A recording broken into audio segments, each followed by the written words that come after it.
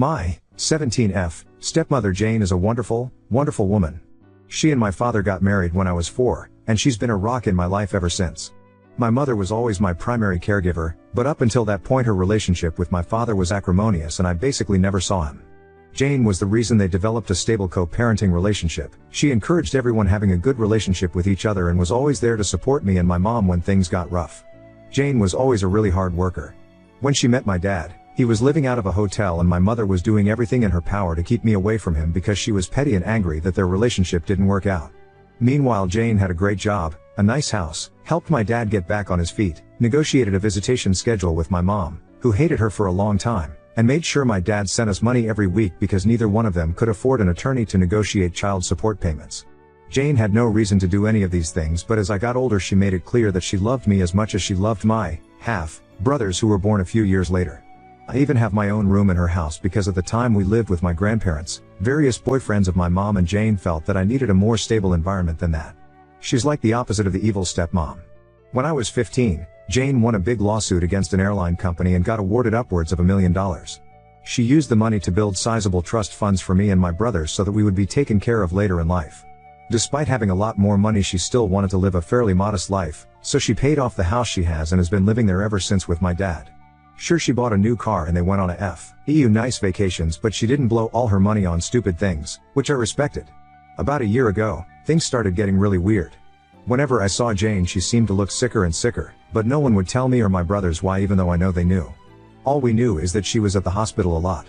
Around the same time, my mom has been coming around my dad a lot more and acting really strange, basically like she was trying to romance him. Whenever Jane was in the hospital my mother would insist on spending the night at their house and playing mom to my brothers, which was so weird to me because she never liked them or Jane. She'd be the perfect little housewife and my mom is not like that at all.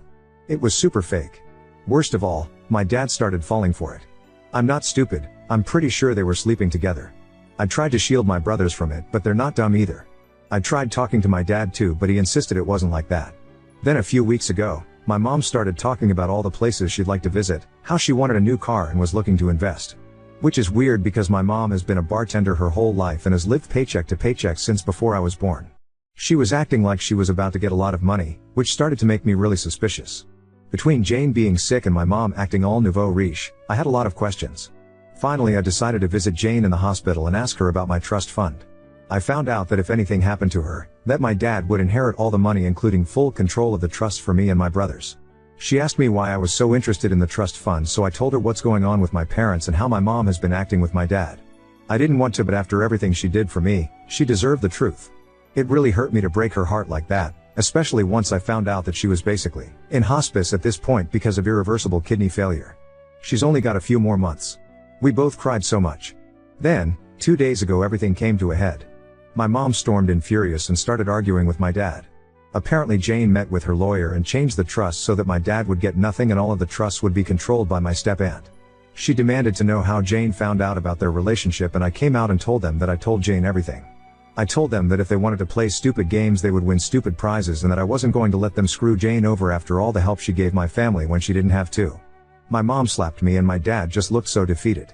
Then my mom told my dad that she didn't really love him, that she was just pretending to so he would marry her and she could get all of the money. The worst part about it is that my brothers witnessed the whole thing and now on top of their mom dying they have to deal with a cheating dad and his vindictive ex. Our whole family is in ruins and I feel like it's my fault even though I know it's not.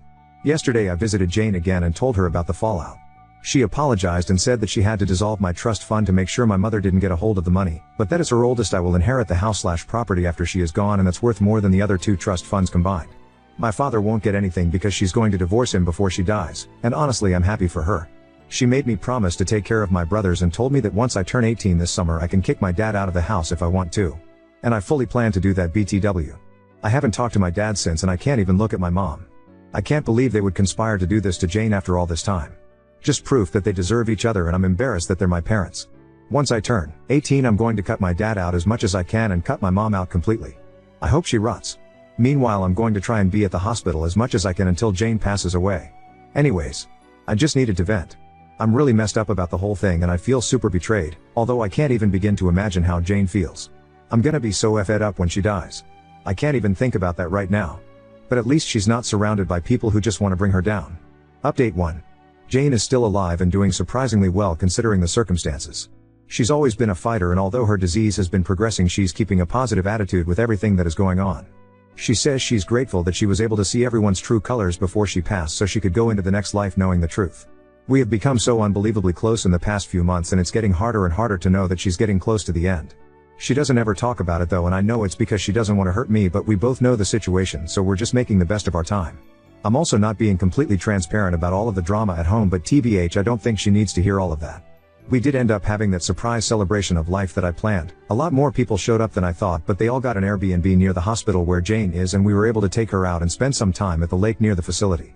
It was super low-key, which I know Jane preferred, and I was even able to get her old college friend to come after I found him on LinkedIn lol. We had food and there was music and we played games, and it was overall a really great time, except Jane started crying at the end, but she promised me it was just because she was grateful. My brothers are also doing okay. My aunt, Jane's sister, is currently paying for them to go to therapy and they've become a lot more open about talking about the situation. They just turned 13, but a lot of the time it feels like I'm talking to actual adults lol. They've become really independent lately, in a good way, and aside from me driving them places, I don't really have to do much for them anymore. Their grades aren't super great, but they're not failing, and considering the circumstances it could be a lot worse. They still hang out with friends, and I'm keeping an eye out for like depression symptoms and stuff. The situation with my mom is as funny as it is embarrassing TBH. She spent a few weeks ignoring us, and then she tried to crawl back into my life, basically begging me to let her move in because her lease is about to expire and she is nowhere to go. That convo went about as well as you'd think, and she ended up calling me an ungrateful b/, and that I couldn't just ignore her because she's my mom. I told her to get out of the house before I call the cops and to go back to my dad, who at that point was only coming home every few days to check on us and grab some clothes. After that she tried coming by a few times, and when I wouldn't open the door she would lose her mind and start yelling through the neighborhood. After 3 instances of this I finally called the cops, but because I'm 17 they told me there's a possibility that I would have to go home with her since technically I'm a minor and need to be with a custodial parent. I told them no way because I was the only one watching my brother's ATM. That led to a whole thing where after a few hours my dad basically showed up and I was allowed to stay there because there was finally an adult present, and I'd basically lived there for over a year.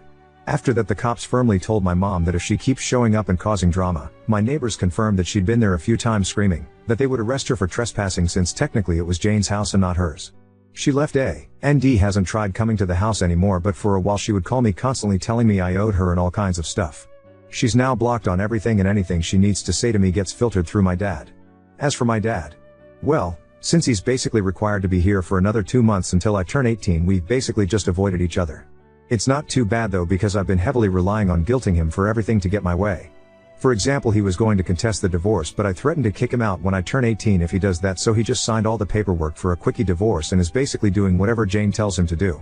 I don't openly disrespect him or anything, he's still my dad, but I've made it clear that I have no intentions on doing anything he says ever again, and he doesn't fight me on it. Most of the time he's just in his room, and sometimes he'll go back to my mom's, but only for a day or two before they argue and she kicks him out again lol. I haven't decided whether or not I'll kick him out yet, and we haven't talked about it either, so I'm kind of playing it by ear. As for me, I'm handling everything as good as I can. I found a new job where I make a little more money, so I've been focusing on saving as much as I can and just being there for my brothers. Between working in school and visiting Jane, I've been so busy I haven't really had time to really stop and think about everything, but I know it'll come. One of my friends has really stepped up and helped me manage everything, and I'm super grateful to him for being there for me and my brothers, so we'll see how that goes. Update 2. As many of you may already assume, Jane passed away early fall of this year.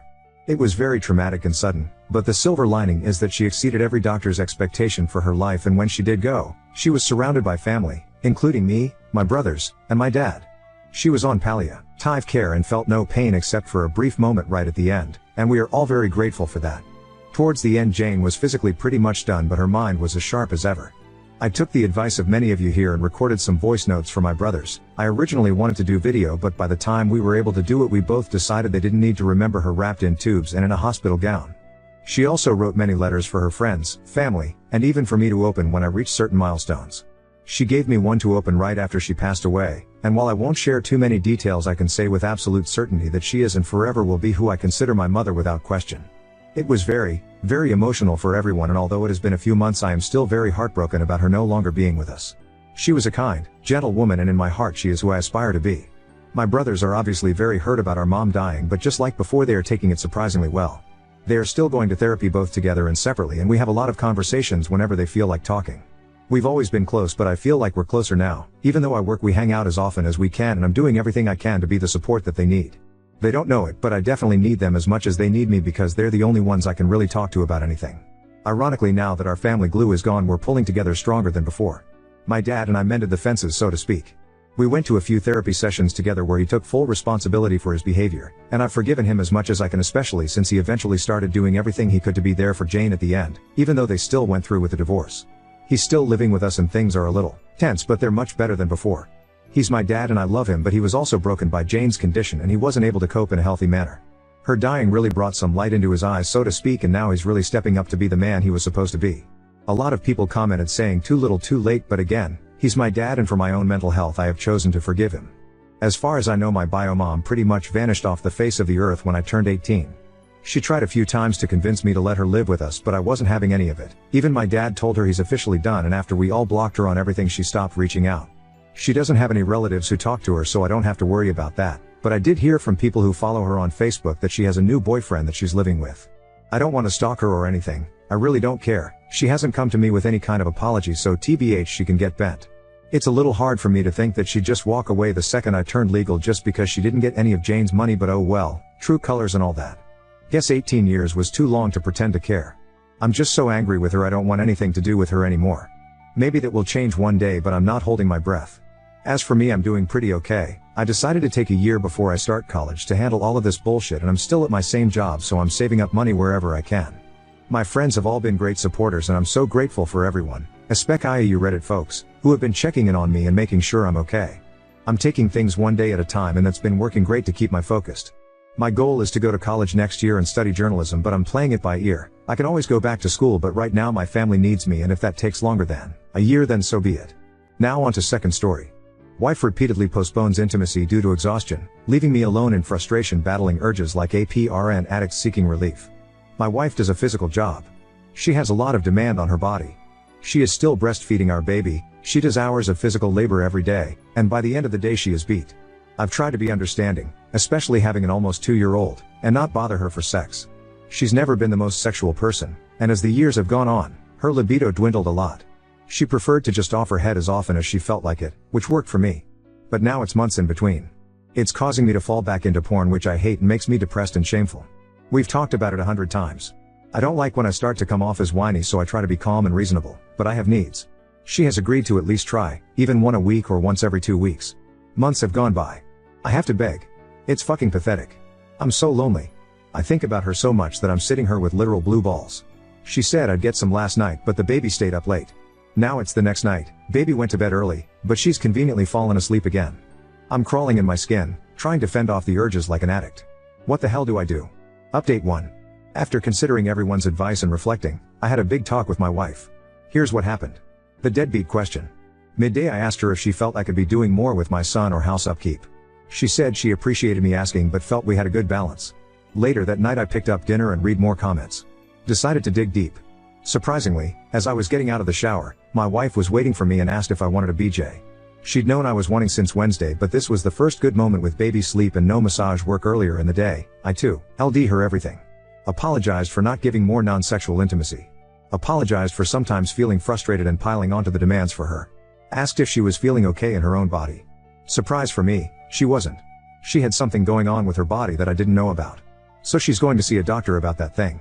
I asked her if she found it gross and off-putting that I would ask for head in these tiny windows when the baby is asleep.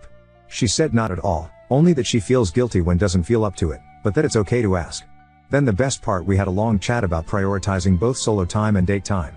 We had really let this thing get away from us, but with our son old enough, it was time to work on it. We fantasized about doing things again, even in short windows. We agreed to ease back into our sex life as it came.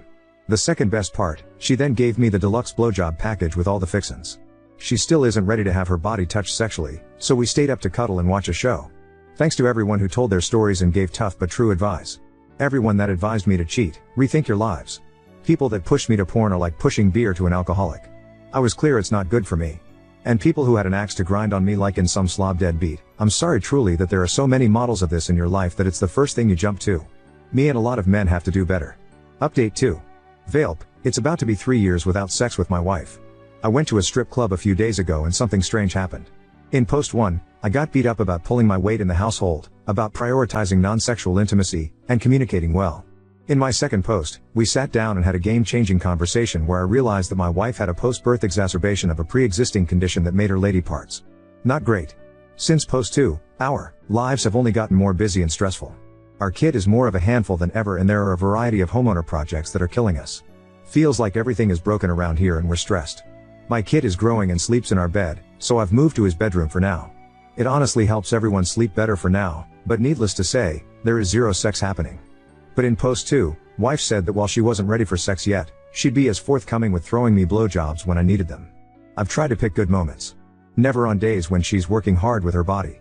Days when the house is in order. When she's not on her period. Mostly on days when we've been able to have a little non-sexual intimacy. So it's become this desperate waiting game, trying to find a spare 15 minutes where I don't feel ashamed to ask for some companionship and release. Then having to feel like a pervert trying to pounce on her and beg for a blowjob. I can count on one hand the times this has happened. She's agreed each time, as we discussed, but it just feels so desperate. Using advice from before, I just asked her straight up. Is this condition you told me about, is that just an excuse because sex is no longer enjoyable to you? Like, just tell me. She says that she just hasn't gotten time to see a dermatologist. I completely understood. But the lack of sexual release is twisting my insides. It's making me secretly steal glances at other women, making me feel lecherous and disgusting. Thirst traps are ensnaring me easily. Porn is creeping back into my periphery. Here's something I know to be true, I will never be unfaithful to this woman. She is the love of my life and the thought of hurting her is the worst thing I can imagine. She's traveling for a few weeks. Being so unbelievably lonely, I went to a strip club. I went to the nicest one in the area, and waited for the most attractive woman who was dancing. There she was, a woman that would have been a lifelong fantasy for me. How are you doing tonight? She asks. I admit it. I miss my wife. I'm lonely. She asks if I want to come into the back. Yes. Let's go. She removes her top and begins to gyrate in front of me. I wait for that electric feeling of aliveness to swell up from deep inside me. And there's nothing. I sat with a straight face for 5 minutes, paid her $25, and walked out and came home. My first thought was the obvious one, the one I was testing, was that my wife was the only woman in the world that I wanted to be with. Maybe I'd aged out of sexual trysts. I don't know. I'm sitting today just feeling lost, lonely, and depressed. I'm praying that when our kid moves to their own room, that maybe we can begin building a foundation over again. Or maybe this is just it, maybe we're incompatible and aged out and that's a wrap. You guys were helpful before. What should I do? Update 3. It's been 3 years and I've had sex with my wife precisely once. She did see a specialist after a 6+ month wait. Turns out she has a few health problems going on. One is so scary that we sat and cried when she told me. Despite that, on my birthday this year, we went out for a dinner and show and stayed in a hotel room with our kid at a babysitter. To my surprise, she came into the hotel wearing new lingerie. She's not the most sexually expressive person, being a victim of sexual assault in the past, so this was like a big deal. We had sex that night, then we had sex again in the morning. It was really fun, but I could tell she was still in pain or at least not physically comfortable. She was putting herself out there despite it not being great for her. I was torn between enjoying myself but wanting her to also be okay and enjoy herself. I offered her oral sex or a massage. She didn't really feel up to that.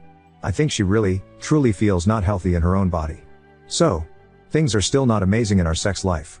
But for everyone telling us that our marriage is dead or that we are headed toward cheating, I really don't think you understand what it means to love someone with every fiber of your being.